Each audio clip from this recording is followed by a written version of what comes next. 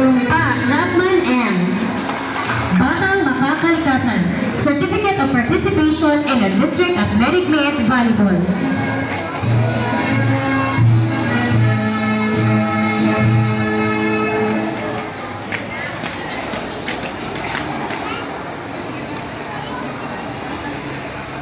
Villavito John Clyde A. First placer during the District Athletic Meet Chess Competition. Second placer during municipal level.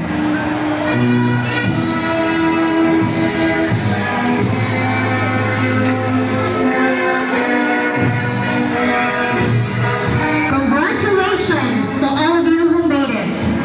Undoubtedly, your success is our genuine happiness. Hey, go.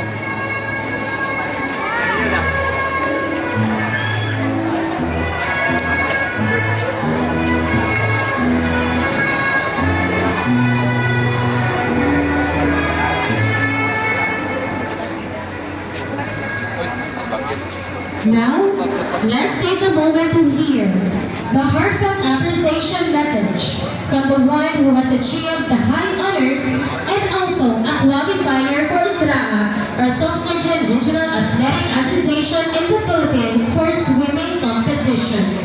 Ryan Leandreas Vainanyan with high honors.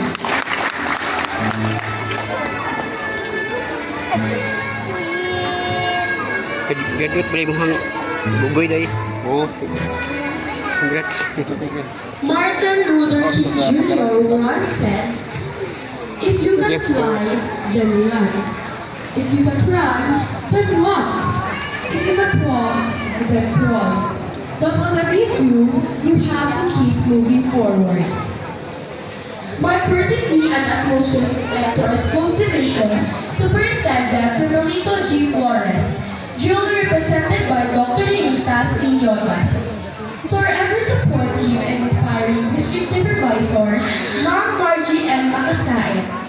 To the dedicated teachers and staff of this institution, headed by Ma'am Mary Melody A. Seguran, Principal 1. To our guest speaker, Mr. Armand A. Villeza. Thank you for your time and support.